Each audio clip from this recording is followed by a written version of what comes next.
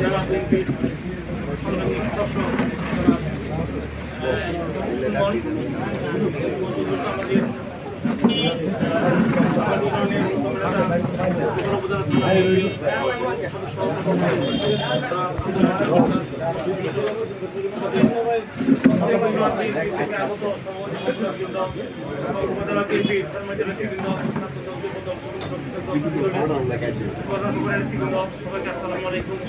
ভাই বন্ধুরা, আমরা ইতিমধ্যেই আমাদের প্রধান অতিথি আমাদের প্রিয়তার বক্তব্য শুনেছি। আমরা ইতিমধ্যেই আমরা উপলব্ধি করতে পেরেছি যে আমাদের আগামী দিনের আমাদের কি করণীয়, আমরা কি করবো। আমরা একদম হয়ে চলে গেছি। আমরা এখনো কোনো নাই, যে কোনো সময় আমাদের যে কোনো টাকা আসবে সেই টাকা আমাদেরকে সবাইকে ঝাঁপিয়ে করতে হবে ইনশাল্লাহ। আমরা গতকালকেও যে 18 তারিখের আগামীকালকে যে প্রোগ্রাম মানসিক পদযাত্রা, সেই প্রোগ্রামে আমরা যাওয়ার জন্য আমরা গতকাল মিটিং ডেকেছিলাম আমাদের প্রধান অতিথির পরামর্শক্রমে। সেখানে আমাদের প্রত্যেক দিন থেকেই নেতৃবৃন্দ এসেছিলেন, অন্যান্য অঙ্গ সকল নেতৃবৃন্দ ছিলেন। আমরা সেখানে সিদ্ধান্ত নিয়েছি ইনশাল্লাহ আমরা আগামীকাল সকাল 9টার মধ্যে আমরা এই পার্টি অফিসে আমরা 9টা না 8:30টার মধ্যে, যেহেতু 10টা প্রোগ্রাম আমাদের 10টার মধ্যে পৌঁছতে হবে মৌসি, 8:30টার মধ্যে আমরা এই পার্টি অফিসে আমরা চলে আসবো, এসে আমরা ওই পদক্ষেপে আমরা গ্রহণ করবো। এবং আমি সবাইকে ধন্যবাদ জানাই এই জন্যই, কত তারিখে যে প্রোগ্রাম হয়েছিল মাংসি 28 তারিখে গত মাসে, সেখানে আমরা কিন্তু বিপুলভাবে ব্যাপকভাবে আমরা কিন্তু সেখানে 2-3 সুযোগ আমরা সেখানে আমরা উদ্যোগ করেছিলাম।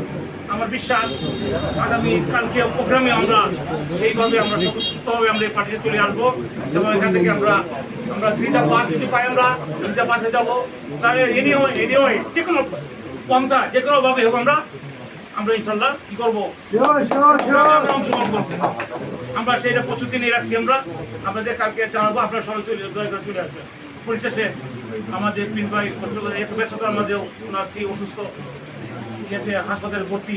এই সময়ে স্বভাবতই স্বামীর কাছে থাকা অত্যন্ত প্রয়োজন, এবং অত্যন্ত ইয়াতে স্ত্রীর জন্য স্বামী অত্যন্ত আপনজন, অত্যন্ত দুনিয়াতে কাছের লোক।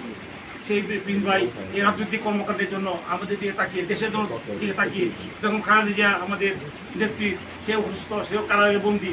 দেশকে রক্ষা করার জন্য, দেশকে এই স্বৈরাচার ফ্যাসিস্ট এই শেখ হাসিনা ডাইনি সরকার, যে সরকার সারা পৃথিবীতে কোনো নজির নাই, এইভাবে দেশ চলতে পারে এই সভ্য জগতে এমন কোনো নজির নাই। আমি রাস্তাতে বের হলে আমার নিরাপত্তা নাই, বাসায় ঘুমাইতে গেলে নিরাপত্তা নাই, আমরা কোনো কাজ করতে গেলে আমি লম্ব করতে চাই না, আমাদের কোনো নিরাপত্তা নাই, আমরা সবাই জানি।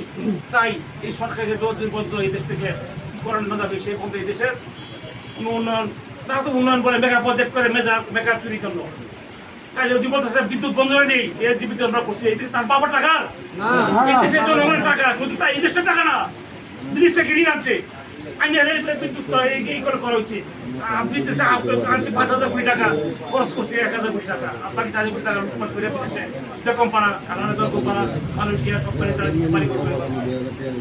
আমি সবাই আমাদের লম্বা বক্তব্য দিতে চাই না। আমরা থাকবে সবাই এই পিন ভাই ব্যস্ততার মাঝেও, এত সমস্যার মাঝেও যদি উনি আমার এই দেশের জন্য, দলের জন্য, এই জাতির জন্য যদি এইভাবে তিনি ত্যাগ স্বীকার করতে পারেন, তাহলে আমরা পারি না।